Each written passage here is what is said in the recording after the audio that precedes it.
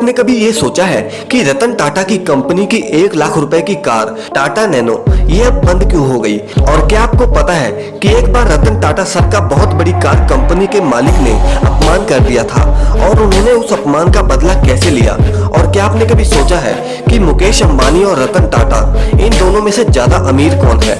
अगर आप भी इन सवालों के जवाब जानना चाहते हैं तो इस वीडियो को पूरा देखिए। और साथ ही में दोस्तों, जो हमारी रेगुलर वीडियोस देखते हैं उनमें से 99% लोगों ने अभी तक हमारे चैनल को सब्सक्राइब नहीं किया, तो प्लीज इस चैनल को सब्सक्राइब जरूर कर लीजिए। तो चलिए वीडियो को शुरू करते हैं। वैसे क्या आपने कभी सोचा है कि आखिर रतन टाटा का नाम इस देश के अमीरों में क्यों नहीं आता? क्यों मुकेश अंबानी ही भारत के सबसे अमीर इंसान के नाम से जाने जाते हैं? वैसे अगर हम दोनों की तुलना करें तो मुकेश अंबानी की कंपनी रिलायंस इंडस्ट्रीज में रिलायंस रिटेल, रिलायंस जियो और रिलायंस पेट्रोलियम शामिल है। लेकिन अगर हम टाटा ग्रुप्स की बात करें तो रतन टाटा की कंपनी नमक से लेकर ट्रक्स तक हर चीजें बनाती है, जिस वजह से रतन टाटा का मार्केट कैप रिलायंस से कहीं ज्यादा है। लेकिन कमाल की बात तो ये है कि रतन टाटा ने अपनी कंपनी का 66% हिस्सा अपने द्वारा बनाए गए चैरिटेबल संस्थाओं के नाम किया है। अगर ये 66% शेयर्स रतन टाटा के नाम होते तो यकीनन रतन टाटा आज भारत के ही नहीं बल्कि पूरे एशिया के सबसे अमीर इंसान होते। दोस्तों, ये बात शायद आपको ना पता हो कि जब रतन टाटा ने अपनी ड्रीम कार टाटा इंडिका को बाजार में उतारा तो उसका स्टार्टिंग में रिस्पॉन्स बहुत खराब आया। घाटे में कंपनी जाते हुए तो शेयर होल्डर्स ने कहा कि हमें ये कंपनी बेच देनी चाहिए। ना चाहते हुए भी रतन टाटा जब फोर्ड कंपनी के ओनर के साथ मीटिंग में गए तो उसने रतन टाटा को कहा कि जब आपको कार्स बिजनेस की नॉलेज ही नहीं थी तो लॉन्चिंग में इतना पैसा क्यों बर्बाद किया? और साथ में कहा कि इस कंपनी को खरीदकर हम तुम पर एहसान कर रहे हैं। ये सुनते ही रतन टाटा ने अपनी कंपनी बेचने से इनकार कर दिया। वो फौरन इंडिया आए और उन्होंने इस कंपनी पर इतनी मेहनत की कि वापस उन्होंने कंपनी को आसमान की ऊंचाइयों पर लाकर खड़ा कर दिया। और साथ ही में जब फोर्ड कंपनी घाटे में जा रही थी तब रतन टाटा ने उन्हीं की 2 कार्स कंपनीज जैगुआर और लैंड रोवर को खरीदकर धमाका कर दिया। दोस्तों, आप इनसे ये सीख सकते हैं कि अपमान तो सबका होता है, लेकिन महान लोग अपने अपमान का बदला अपनी तरक्की से लेते हैं। साल 2008 का समय तो आपको याद ही होगा जब टाटा नैनो पहली बार लॉन्च हुई। टाटा नैनो ऐसी पहली कार थी जो सिर्फ 1 लाख रुपए में इनिशियली लॉन्च हुई थी, लेकिन उसके बावजूद भी ये कार बंद क्यों हो गई? ये कार इसलिए बनाई गई थी ताकि इंडिया में हर मिडिल क्लास घर में भी कार हो।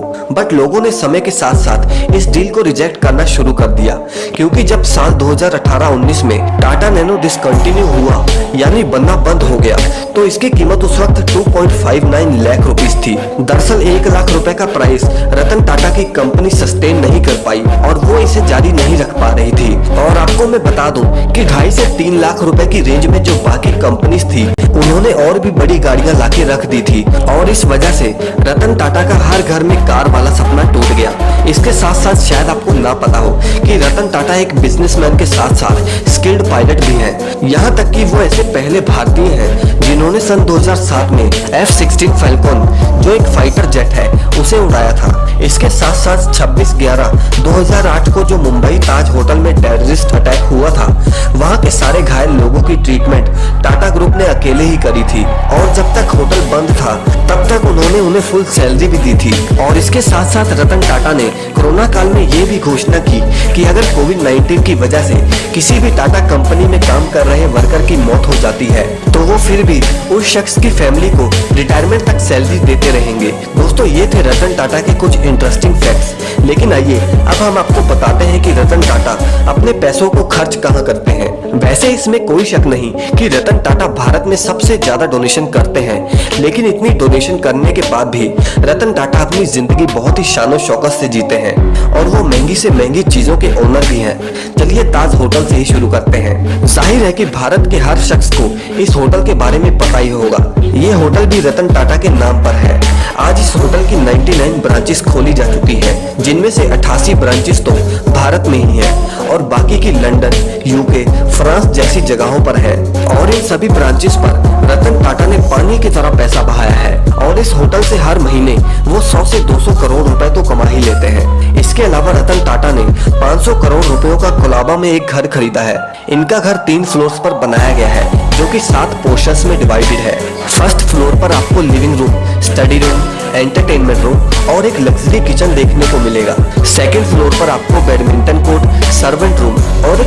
भी सिनेमा हॉल देखने को मिलेगा और इस घर के टेरेस पर आपको एक ओपन एयर जिम भी मिल जाएगा।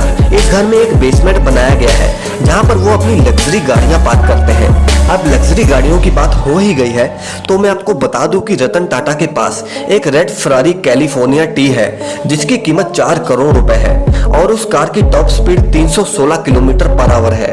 इसके अलावा रतन टाटा के पास मर्सिडीज बेंज 500 SL भी है जिसकी कीमत 1 करोड़ रुपए है।